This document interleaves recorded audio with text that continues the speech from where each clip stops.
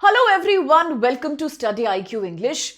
Talking about GS Paper 3, Biodiversity, Environment Conservation and Reduction in Carbon Emission.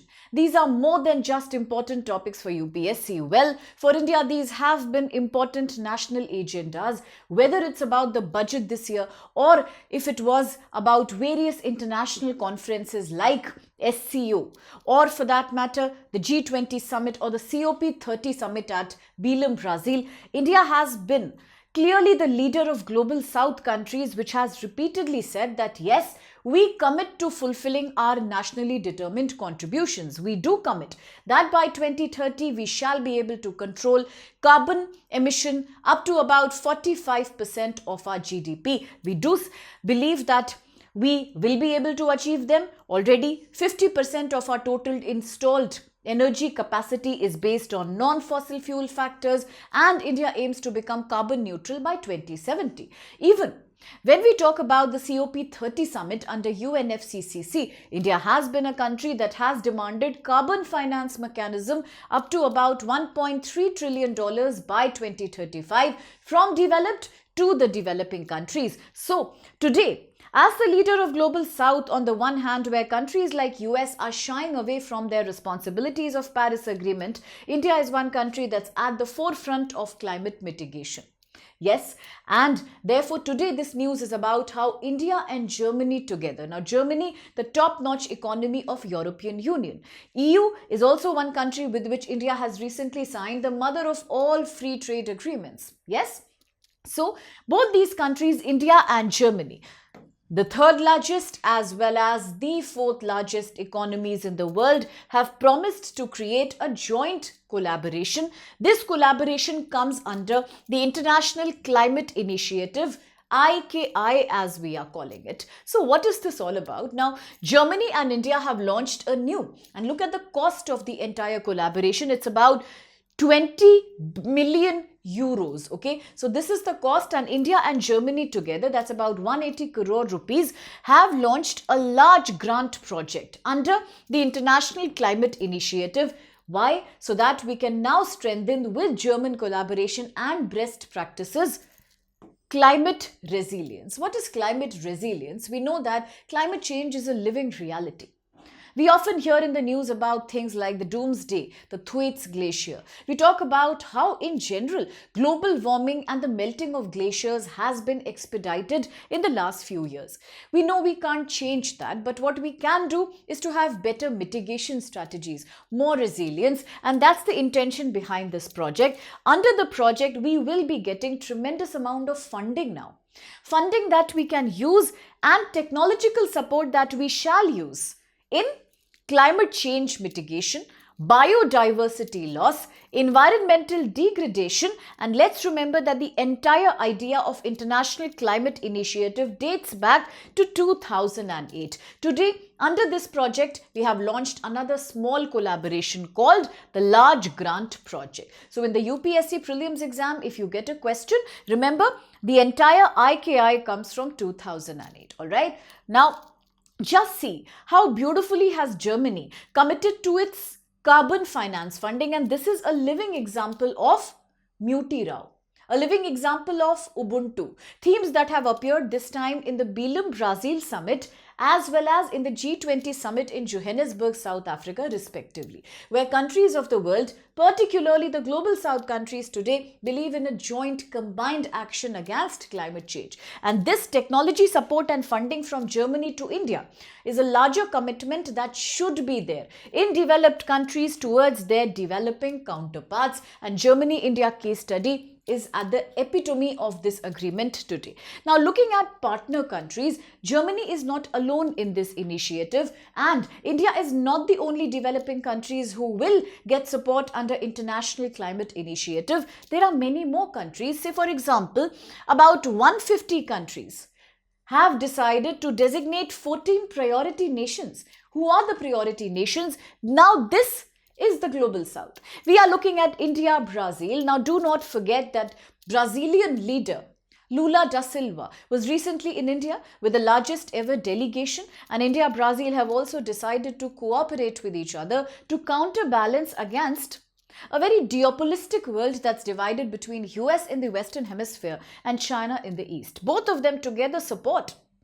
the idea that bodies like WTO, World Trade Organization, should not be harassed.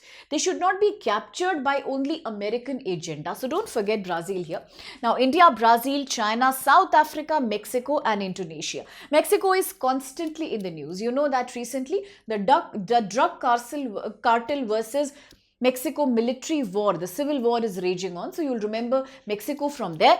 And also do not forget Indonesia is the largest producer of one of the very important critical minerals. Now, can you tell me in the comment box which mineral is that? Now, these are the themes that we keep discussing in the Hindu newspaper class and in the Telegram channel. So you can follow both for such details on a daily basis. But right now, just remember, about 150 developed countries are doing a partnership to support 14 priority countries from Global South, and India is one of these. Yes. Now, how will IKI, the International Climate Initiative, really support us? What will it do? It will do a series of initiatives to enable developing countries to achieve their NDC. Under Paris Agreement, we all know that UNFCCC, United Nations Framework Convention on Climate Change, has two legally binding treaties. One is the Kyoto Protocol from 1997, but that was only binding on the developed countries. Then another and a more democratic version is the Paris Agreement 2015. Unique because it is legally binding on all the countries of the world. Every country has to commit to reducing the carbon footprint up to a certain percentage of their GDP. Example, India says it's 45%, US believes in 50%, but unfortunately, in the last year 25, we have seen US in a very unilateral manner, they have withdrawn from about United Nations and 66 other treaties associated with it. US has been openly rejecting the idea and the principles behind bodies like WTO, WHO. So we don't know about American NDC. But for India, the idea is very clear. And even under the IKI initiative, developed countries will help the developing nations in achieving their nationally determined contributions. Plus, achieving biodiversity conservation and ultimately the REDD. Reducing emissions from deforestation and forest degradation. Now, you might remember, in fact, case studies are very crucial here, not just for GS paper 4, but also as you write examples. Now, whether you are writing any UPSC mains answer for GS 1, 2 or 3, or even 4, you must remember that the more examples that you give, relevant examples which have proper data and quotations, they really they fetch you good marks. They prove your argument. So here as we are looking at REDD, an agenda in which IKI will support countries like India, a very good case study could be the Great Nicobar Project controversy. A very ambitious project of India near the Great Nicobar Island, in the Great Nicobar Island. Of course, very strategically important because it's close to the Strait of Malacca. At the same time, we know more than 13,000 hectares of forests are being erased. Is that not a question of forest loss, biodiversity loss? So these are certain case studies which prove how much support is needed into developing countries, okay? So whether you argue that there is a compensatory forestation act in India, CAMPA, but we all understand that tropical or evergreen forests, once they are removed from an area, it's very difficult to regenerate them again. And that's the controversy that's happening right now in India, whether it's about the Galathea Bay area in general, or say whether it's about specifically the Great Nicobar Island controversy, whether it was the Aravali Hill controversy recently about the 100-meter classification argument. You see, this is a very important area to preserve forest cover. Now, on that note, can you quickly tell me what's the percentage of total forest cover in India and which state in India has the highest forest cover as of 2026? These are some important questions that we must know. So please answer me in case you know.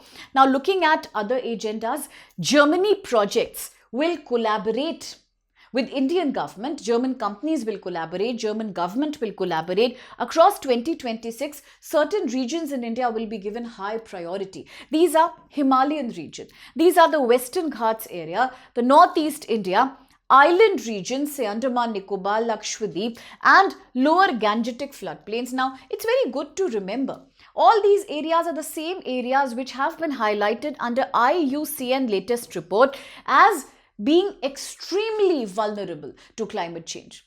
It is the IUCN report. IUCN, yes, the same body, International Union for Conservation of Nature, headquartered in Gland, Switzerland, that creates the red data booklet of vulnerable endangered species. The same organization said it is Himalaya, Western Ghat, and ultimately the Sundarban as well in the list, that all of these are now very susceptible to climate change and biodiversity loss. Whenever we talk about Sundarban and we discuss about mangrove and their importance, I have also taught you the Mishti scheme. So don't forget that. Similarly, in Himalayas, we know recent controversies in states of Sikkim, Uttarakhand, flash floods, glacial lake outburst, all these have become extremely common, and hence these will be the priority regions under German-India collaborative support under IKI. Now, how does it link with India's own domestic NAP, National Adaptation Plan? It is very important, this support from Germany, because